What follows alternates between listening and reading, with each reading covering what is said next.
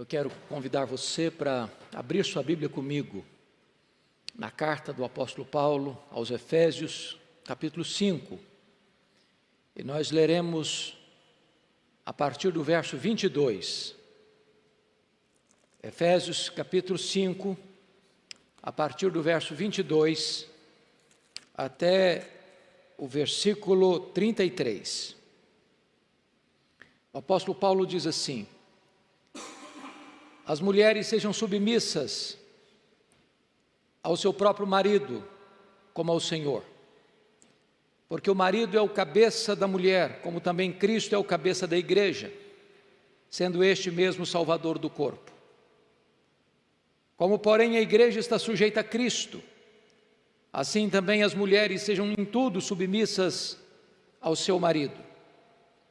Maridos, amai vossa mulher, como também Cristo amou a igreja, e a si mesmo se entregou por ela, para que a santificasse, tendo-a purificado por meio da lavagem de água pela palavra, para apresentar a si mesmo igreja gloriosa, sem mácula, nem ruga, nem coisa semelhante, porém santa e sem defeito. Assim também os maridos devem amar a sua mulher como ao próprio corpo. Quem ama a sua esposa, ou quem ama a esposa, a si mesmo se ama. Porque ninguém jamais odiou a própria carne, antes a alimenta e dela cuida. Como também Cristo faz com a igreja, porque somos membros do seu corpo. Eis porque deixará o homem a seu pai e a sua mãe, e se unirá à sua mulher, se tornarão os dois uma só carne. Grande é este mistério, mas eu me refiro a Cristo e à igreja. Não obstante, vós, cada um de per si, também ame a própria esposa como a si mesmo, e a esposa respeite ao marido. Eu quero falar hoje sobre o seguinte tema: a receita divina para um casamento saudável. A receita divina para um casamento saudável. Nestes dias de reclusão social, e eu estou falando hoje, 17 de maio de 2020, temos recebido notícias de que muitas famílias, muitos casamentos ficaram mais estressados, fragilizados.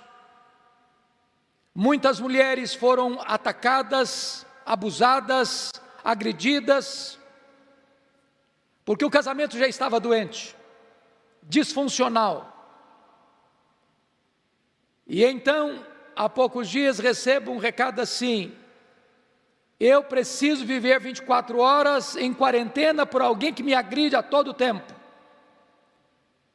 Esta é uma situação complexa. Por outro lado, é hora de começar a refletir que casamentos podem ser saudáveis, felizes, equilibrados, bem-sucedidos, se nós seguirmos a receita que o manual do fabricante nos apresenta, que é a palavra de Deus. E antes de entrar propriamente dito na exposição desse texto, para olhar o papel da mulher, o papel do marido, o apóstolo Paulo vai definir para nós o que é casamento. E ao definir para nós o que é casamento, o apóstolo Paulo não busca os eruditos da sua época, não corre atrás dos manuais de antropologia, de sociologia, nem das ciências humanas do seu tempo. Paulo recorre às Escrituras. Paulo recorre ao livro de Gênesis. Paulo lança mão do preceito divino na instituição do casamento, de Gênesis 2:24, que está exarado aí no verso 31. Eis porque deixará o homem a seu pai e a sua mãe, se unirá à sua mulher, tornando-se os dois uma só carne. Paulo está mostrando aqui que o casamento está fincado em 3 colunas. Que colunas são essas? Primeiro, o casamento é heterossexual. Está escrito: por isso deixará o homem a seu pai e a sua mãe e se unirá à sua mulher. Quando Deus criou homem e mulher. O casamento é a união de um homem e uma mulher.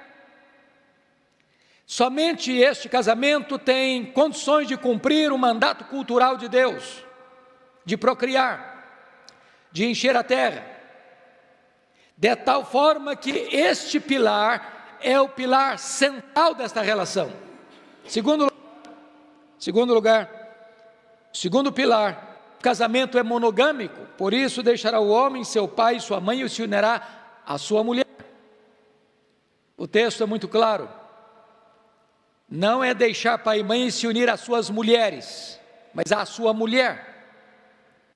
Então note você que tanto a Bíblia proíbe a poliginia, um homem ter mais de uma mulher, como também proíbe a poliandria, uma mulher ter mais de um marido.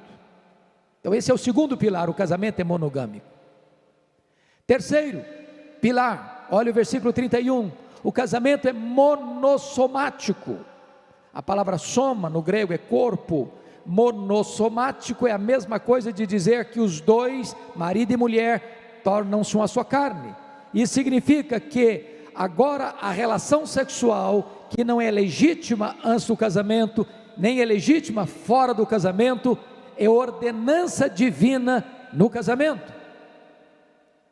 Então Paulo põe esses três pilares para dizer o que é casamento. Agora, qual é a receita divina para um casamento feliz, equilibrado, estável, bem-sucedido? Então Paulo começa com as mulheres, no verso 22. As mulheres sejam submissas ao seu próprio marido, como ao Senhor. Bom, a primeira coisa que eu quero dizer aqui é que esta palavra submissão parece que virou uma palavra estranha, que traz na sua esteira muita revolta, em algumas pessoas até urticária, porque essa palavra foi desfigurada, distorcida, tirada do seu contexto.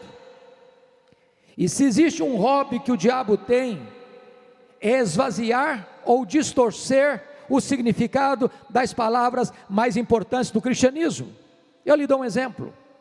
Quando você fala amor na sociedade de hoje, sobretudo entre um homem e uma mulher, as pessoas estão pensando que vai para a cama. Deturparam a palavra, levar a palavra para apenas um ângulo, e muitas vezes um ângulo fora do contexto da legitimidade do leito conjugal. Então esta palavra, submissão, foi completamente desfigurada hoje. O que não é submissão então? Primeiro, submissão não é inferioridade.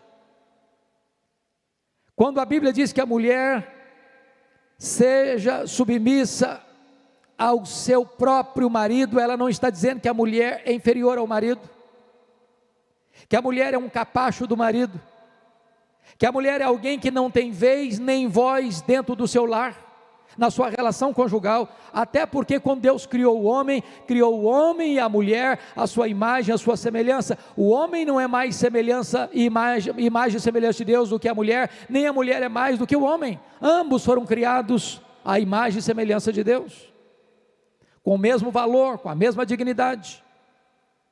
O apóstolo Paulo vai dizer em Gálatas capítulo 3, verso 28, que com respeito à salvação, não há homem nem mulher, ou seja, o homem e a mulher precisam se arrepender do mesmo jeito, crer do mesmo jeito e confiar em Cristo do mesmo jeito para a sua salvação. Portanto, não tem diferença de valor, de dignidade, nem na criação, nem na redenção, homem e mulher, o mesmo valor diante de Deus.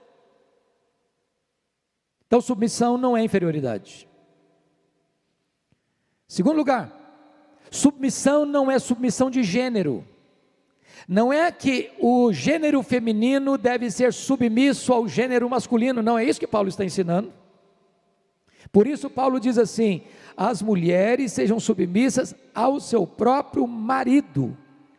Não é a mulher ser submissa a outro homem. Nenhum homem tem o direito de se aproximar da sua mulher e requerer dela submissão. Não é uma submissão de gênero. É uma relação funcional dentro do casamento, porque Deus é Deus de ordem, e Ele estabeleceu ordem e funções diferentes, papéis diferentes dentro do lar, e nessa conjuntura de funcionamento equilibrado do lar, a mulher é submissa ao seu próprio marido. Mas o que é submissão? Olhe comigo o versículo 23, porque o marido é o cabeça da mulher, como também Cristo é o cabeça da igreja, sendo este mesmo o salvador do corpo. Bom, o que significa que o marido é o cabeça da sua mulher? Significa que ele é um ditador? Significa que ele dá ordens e a mulher cumpre as ordens sem saber porquê nem como, sem ter direito, nem vez e nem voz para expressar-se? Significa que, sendo o homem cabeça, a mulher é inferior a ele?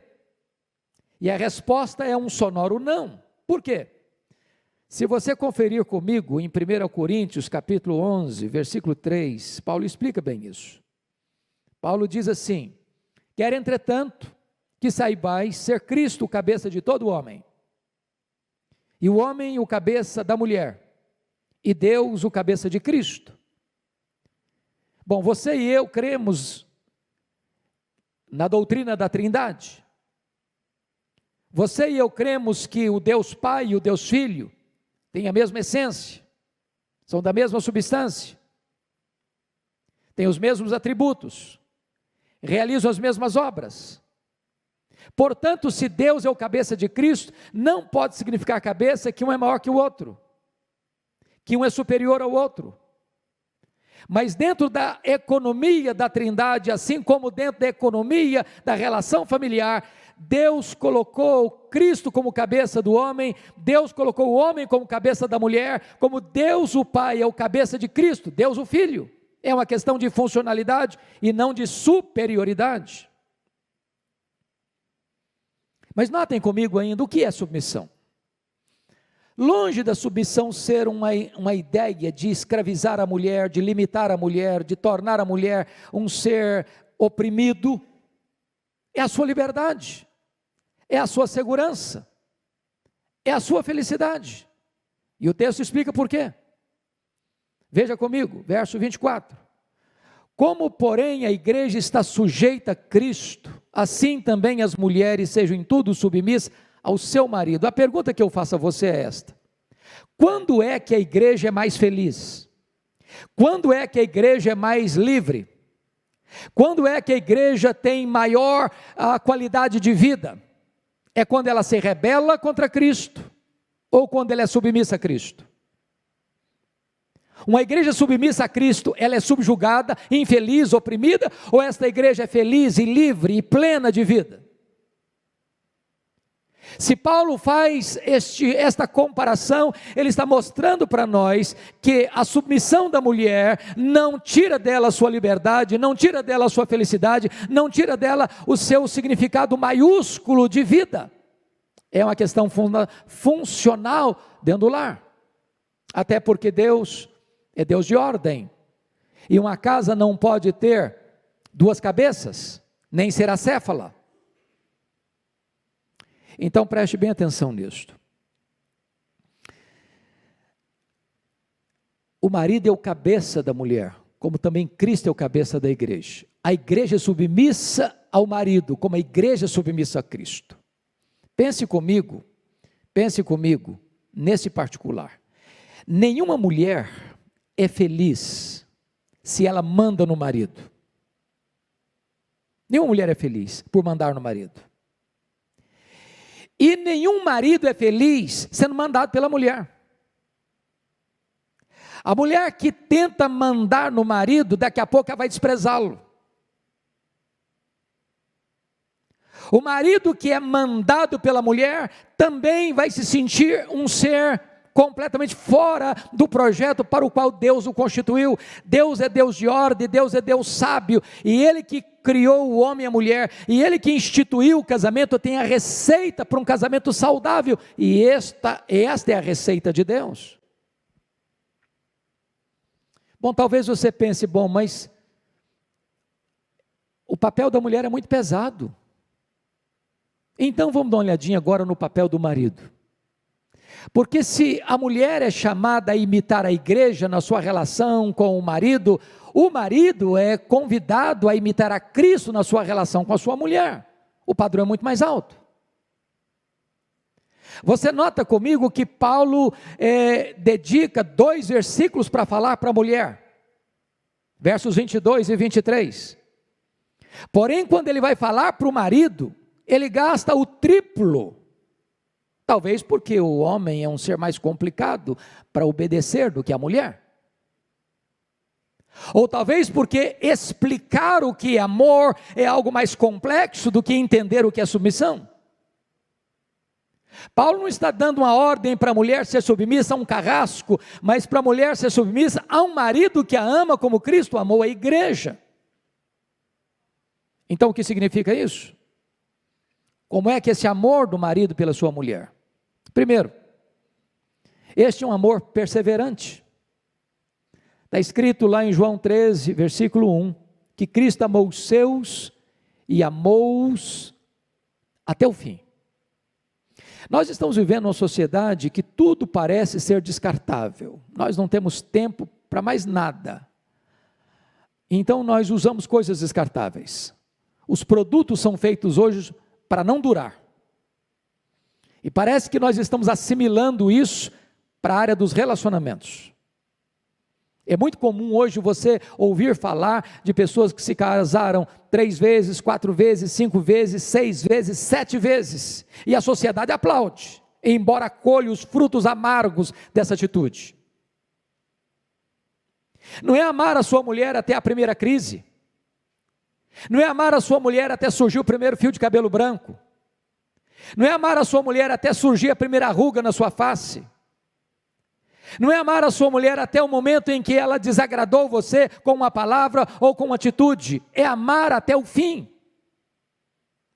Quando Jesus ama os seus discípulos até o fim, não é porque aqueles discípulos fossem pessoas maravilhosas, virtuosas, que sempre estavam agradando o coração de Jesus. Aliás, o contrário, homens rudes, homens tantas vezes rebeldes, tantas vezes duros de coração, tantas vezes tardios em crer, tantas vezes falharam e tantas vezes retrocederam e enfraqueceram na fé. E a despeito disso, Jesus os amou e amou-os até o fim. Este é o projeto de Deus, para o marido amar sua mulher.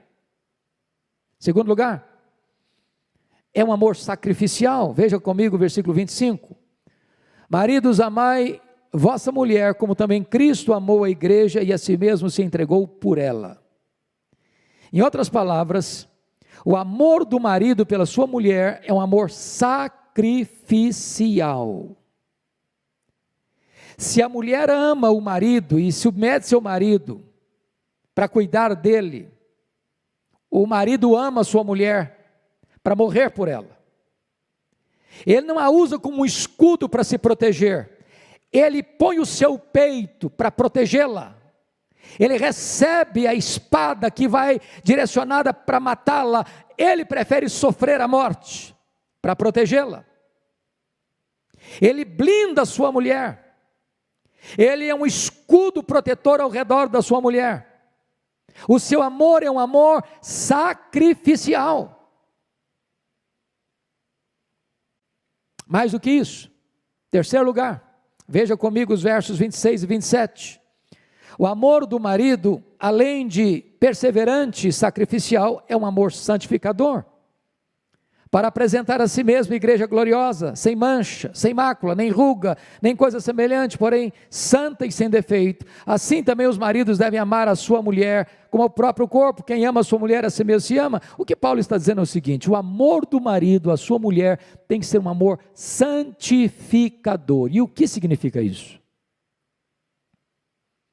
Significa que uma mulher amada pelo seu marido é uma mulher que se sente segura, protegida, guardada das abordagens levianas, insinuantes e perigosas, que vêm como laço para os seus pés.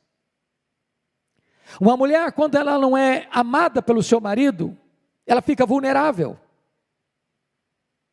Pense comigo, uma mulher que nunca recebe um elogio do marido.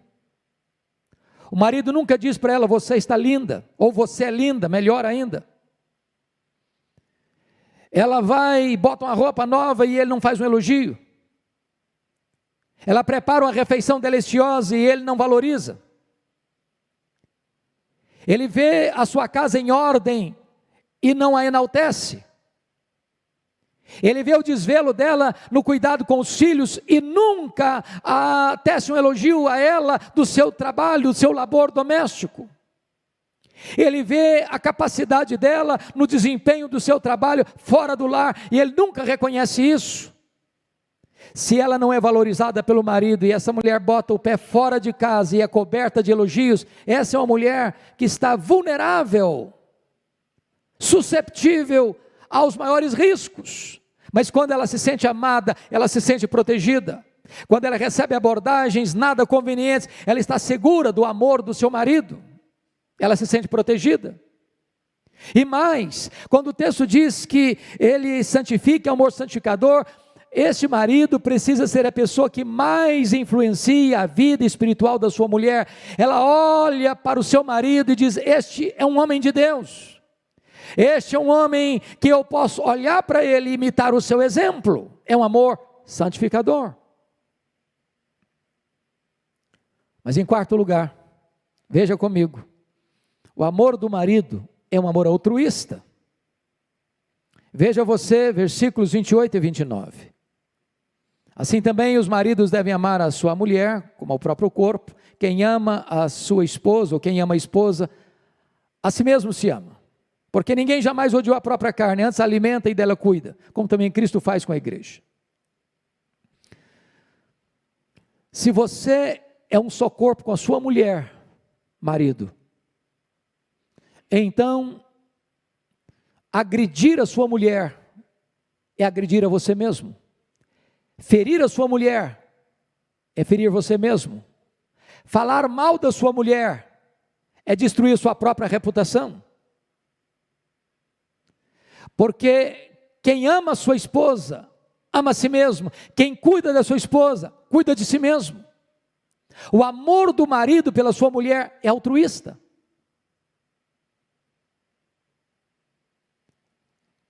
É hora de você repensar um pouco. Porque este é o conceito de amor na Bíblia. Não é egocentralizado, é outro centralizado. Alguém já disse com muita razão que se você quer ser feliz, não se case. Não se case. Casamento não é um instrumento para fazer ninguém feliz. Mas se você quer fazer alguém feliz, então você deve se casar.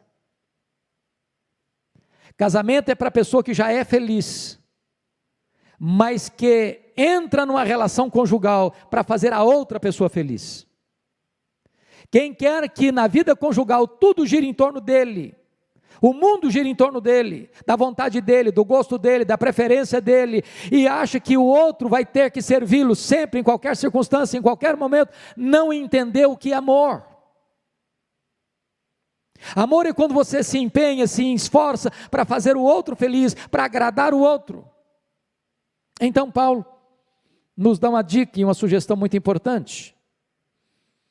Porque note você que esse cuidado, primeiramente, é um cuidado emocional. Quando o texto diz no verso 29, e dela cuida, essa palavra só aparece mais uma vez no Novo Testamento. Lá em 1 Tessalonicenses 2,7. E a palavra que aparece lá é acariciar. O marido precisa ser amável. Amável no trato. Amável nas palavras. Amável nos gestos. Amável nas atitudes. Amável nas ações. Amável nas reações. A mulher tem necessidades afetivas que coisas não preenchem. E cabe ao marido ser romântico, ser carinhoso, ser afetuoso, ser amável, ter palavras abençoadoras, para regar o coração da sua mulher com doçura. É isso que o texto está dizendo. Mas também, o homem precisa atender às necessidades espirituais da sua mulher, porque o amor dele é santificador. Então você precisa abençoar a sua mulher, marido, espiritualmente, sendo um homem de Deus. Terceiro, você precisa cuidar da sua mulher fisicamente, por isso os dois são uma só carne. É necessário que um viva para o outro, que um atenda à necessidade do outro, que um supra a carência do outro. E este é o projeto de Deus, de um cuidado recíproco, fisicamente, emocionalmente e espiritualmente. Bom, eu quero concluir, levando você para o verso 32, quando Paulo diz assim: grande é este mistério, mas eu me refiro a Cristo e à igreja. O casamento é algo tão maravilhoso, que Deus resolve de tantas figuras que se tem para retratar a relação de Cristo e da igreja, escolhe esta relação como seu outdoor mais visível, mais iluminado. Nada retrata melhor a relação de Cristo e da igreja do que uma relação conjugal feliz, estável, saudável. Quando você vive bem com a sua mulher, quando você vive bem com o seu marido, você está pregando um eloquente sermão acerca do amor de Cristo pela igreja e acerca da submissão da igreja a Cristo. É por isso que a família é tão importante. É por isso que a família é a célula mãe da sociedade. É por isso que todo ataque à família é uma espécie de assassinato da sociedade, de suicídio da sociedade. É por isso que nós nos posicionamos com tanta firmeza contra qualquer ataque à instituição do casamento, à desconstrução dos valores familiares, à concepção judaico-cristã de família, conforme estabelecido nas Escrituras. Porque se nós tirarmos os fundamentos da família, a sociedade humana entra em colapso. Porque é a família que vai retratar diante do mundo esta verdade gloriosa, dessa relação mais sublime, que é a relação de Cristo com a igreja. E o Senhor Jesus Cristo é o noivo, e Ele está ataviando a sua igreja, a sua noiva, e então Ele, quando tiver esta noiva pronta e ataviada, Ele voltará dos céus para entrar em núpcias com ela, para uma festa, para as bodas que nunca mais vão terminar. E eu concluo com o verso 33, quando Paulo então, falando da teologia do casamento, mostrando os papéis de marido e mulher no casamento, retratando para nós que o casamento vai refletir no mundo a glória de Deus, porque retrata o amor de Deus pela igreja e da submissão da igreja pelo Senhor. Agora ele traz praticamente o seguinte conselho: não obstante, vós, cada um de per si, também ame a própria esposa como a si mesmo, e a esposa respeite o seu marido. Eu não sei como é que está o seu casamento, eu não sei como é que está você na sua casa, sobretudo nesses dias de tanto estresse. Mas eu gostaria de, nesse momento, você parasse um pouco para refletir qual é a receita divina para um casamento saudável. E nós poderíamos resumir nessas duas palavras de Paulo: amor e respeito. Onde tem amor, deve ter respeito. Onde tem respeito, deve ter amor. Que Deus nos ajude a seguir a receita do próprio Deus, para termos um casamento absolutamente feliz e saudável. Vamos orar. Feche os seus olhos, aí na sua casa. Vamos pedir a Deus. Nós não somos uma pessoa perfeita. Nós não nos casamos com uma pessoa perfeita. Nós não viemos de uma família perfeita. Nós certamente não temos um casamento perfeito.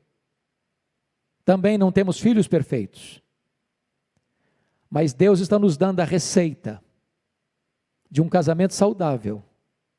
E nós podemos retornar a esses princípios e retomarmos os rumos de um casamento feliz, que traga glória para Deus, traga felicidade para nós, traga bênção para os nossos filhos, e traga bênção para a igreja, traga bênção para o mundo. Senhor, nós te adoramos nesta noite, neste mês da família, neste mês do lar.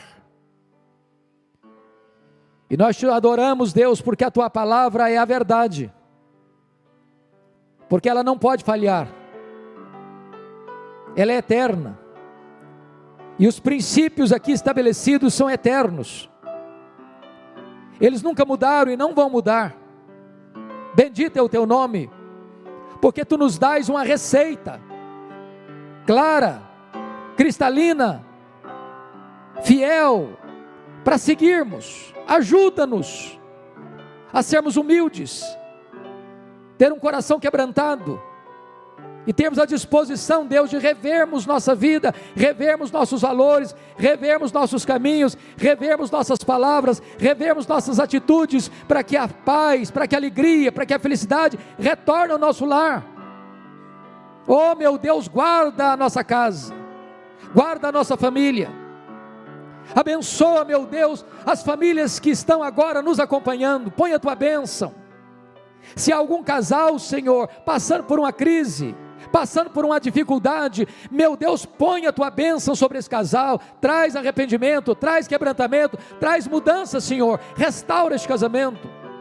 Se há algum, meu Deus, que já desistiu, que já jogou a toalha, meu Deus, dá uma disposição de recomeço, porque a vida cristã é uma contínua forma de recomeçar e recomeçar e recomeçar, porque tu és o Deus rico em perdoar e tem prazer na misericórdia.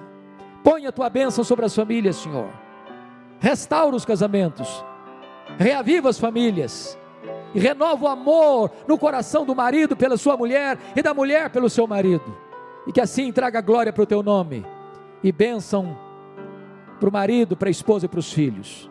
É a nossa oração em nome de Jesus, amém.